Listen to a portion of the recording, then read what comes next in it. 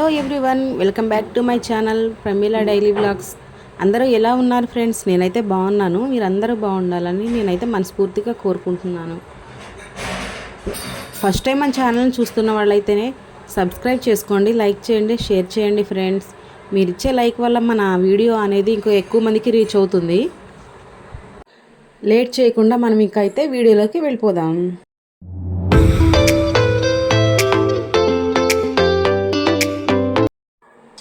ఇదైతే Saturday morning vlog.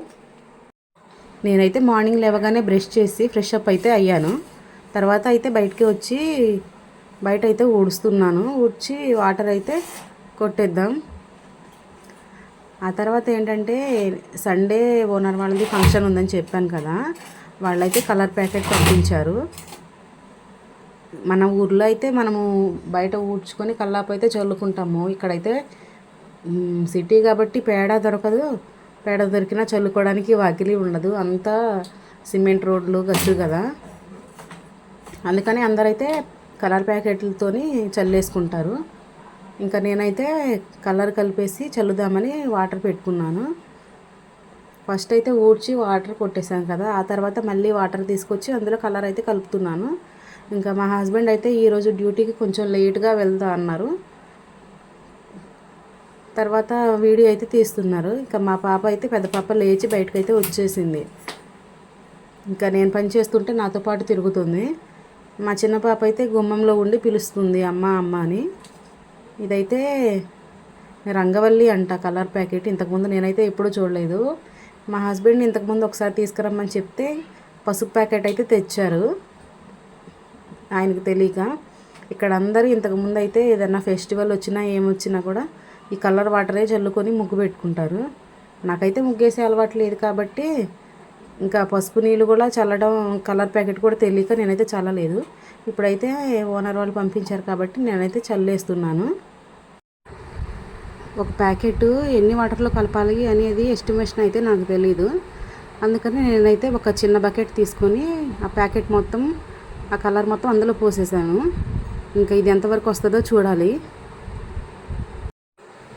మన గుమ్మం వరకు కలర్ వాటర్ పోసేయని చెప్పారు ఓనర్స్. కాకపోతే నేనేంటంటే మన ఇంటి ముందే స్టేజ్ వేస్తా అన్నారు కదా, అందుకని కొంచెం నీట్గా ఉంటుందని ఎక్కడి వరకు వస్తే అక్కడ వరకు పోసేద్దాం కలర్ వాటర్ అని నేనైతే పోస్తున్నాను.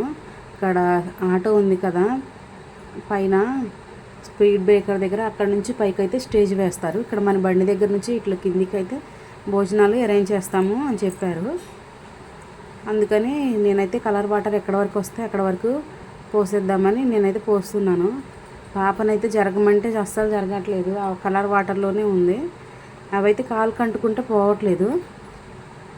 ఫస్ట్ కడిగేటప్పుడు అయితే డార్క్ ఎల్లో కలర్లో కనిపించింది, ఎండిన తర్వాత చూస్తే మాత్రం లైట్ ఎల్లో కలర్కి వచ్చేసింది.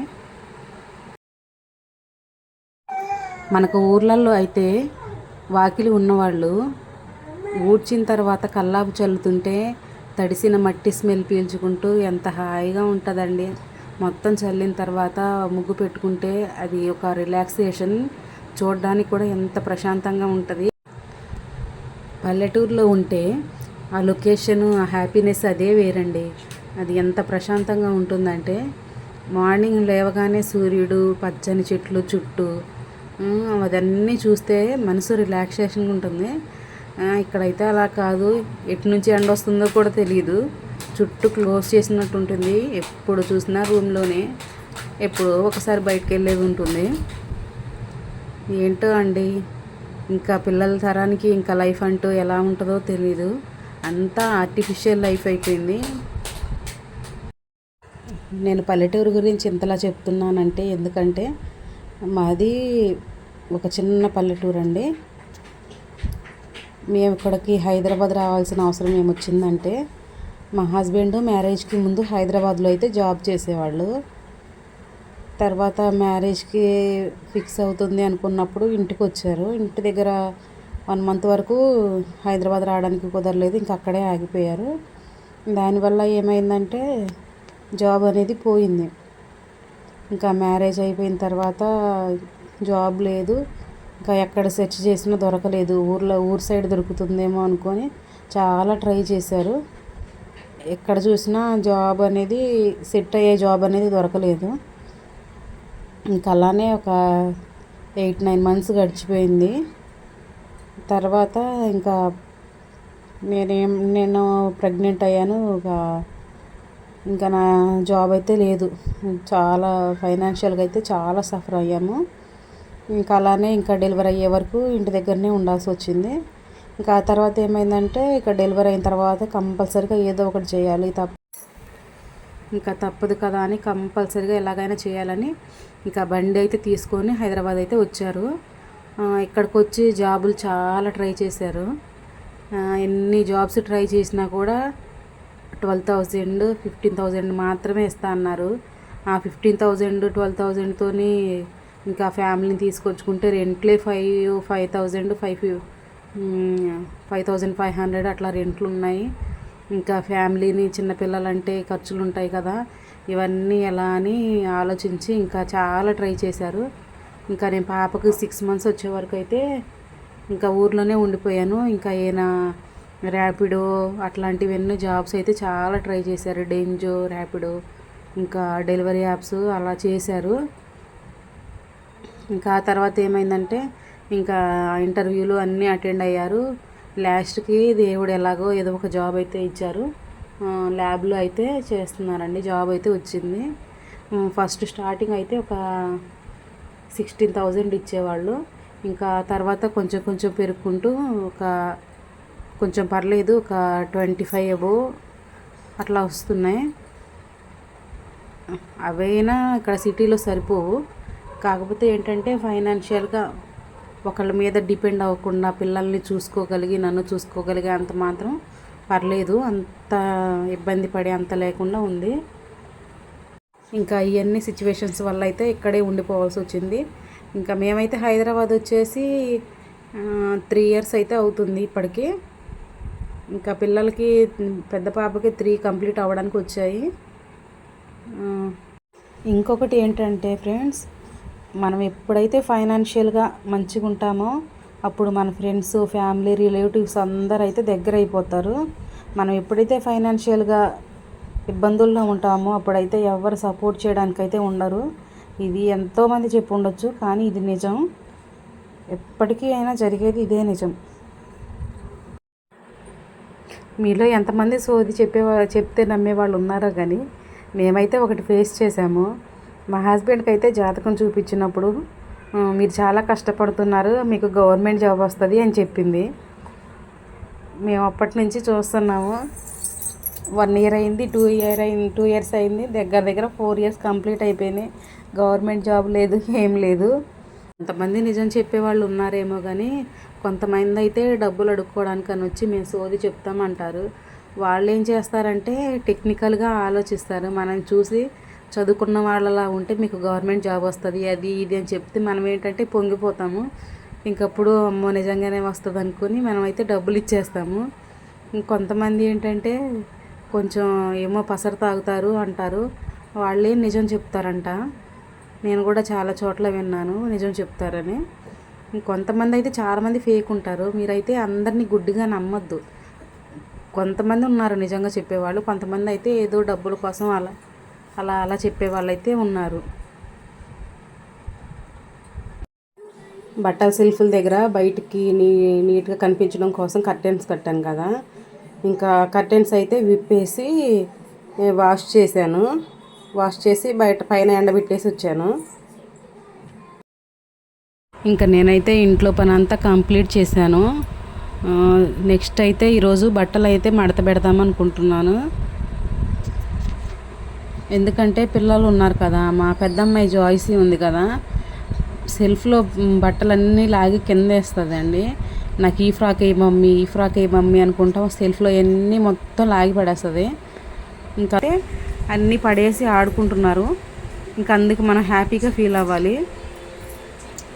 ఇంకా చిన్నపిల్లలు అవన్నీ పడేసి ఆడుకునేటప్పుడు మాత్రం వాళ్ళని అయితే ఏమనొద్దు. వాళ్ళు ఆడుకున్నంతసేపు ఆడుకోవడం, తర్వాత మళ్ళీ మనం క్లీన్ చేసుకోవడం. అప్పుడప్పుడు అయితే చేసి చిరాకు వస్తుంది, కోపం వస్తుంది. కాకపోతే ఇంకా మళ్ళీ తర్వాత ఇంకా ఆలోచించుకోవాలి మనమే. వాళ్ళు ఆడుకుంటున్నారు కదా, ఎందుకు వాళ్ళు ఆడుకునేదాన్ని, చిన్న వయసులోనే కదా ఆడుకునేది. కొంచెం స్కూల్కి వెళ్ళే టైంలోని స్కూల్కి వెళ్ళి వస్తారు, ఇంటికి వచ్చి హోంవర్క్ చేసుకుంటారు, తినేసి పడుకుంటారు. వాళ్ళు యాక్టివిటీస్ అన్నీ ఇప్పుడే కదా చేసేది. ఇంకా మనం కోపడడం కూడా కరెక్ట్ కాదు. ఇంకా నేనైతే బట్టలు మడతేస్తుంటే మా జాయ్సీ ఏమో మొత్తం చిరాకు చేస్తుంది. ఇంకా చిన్న పాప అయితే ఒక క్లాత్ తీసుకొని దాంతో అయితే ఆడుకుంటుంది.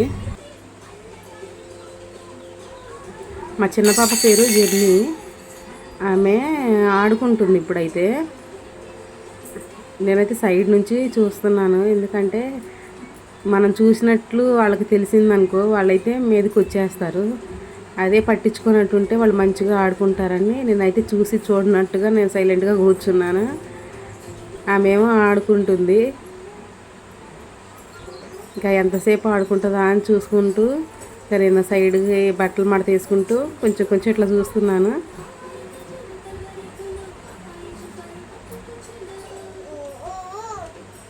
ఓకే ఫ్రెండ్స్, ఇంకా ఏంటి, మన ఛానల్ని ఫస్ట్ టైం చూస్తున్న వాళ్ళైతే సబ్స్క్రైబ్ చేసుకోండి, లైక్ చేయండి ఫ్రెండ్స్. వ్యూస్ వస్తున్నాయి కానీ ఒక్క లైక్ కూడా రావట్లేదు. మీరు ఇచ్చే లైక్ వల్ల మన వీడియో అనేది ఎక్కువ మందికి రికమెండ్ చేస్తుంది. అందుకనే లైక్ చేయమని అడుగుతున్నాను. సబ్స్క్రైబ్ అయితే చేసుకోండి ఫ్రెండ్స్.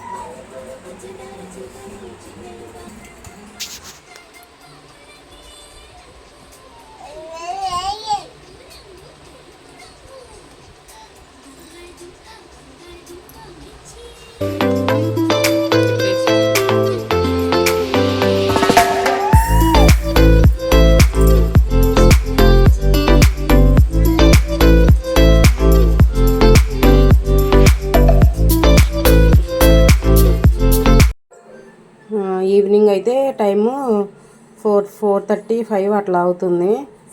ఇంకా టీ తాగుతూ బయట అయితే కూర్చున్నాము.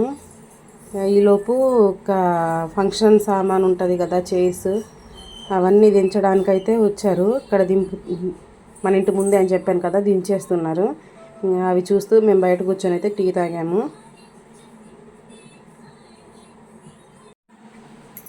ఇదే ఈరోజు వీడియో ఫ్రెండ్స్. నచ్చితే లైక్ చేయండి, షేర్ చేయండి, సబ్స్క్రైబ్ చేసుకోండి.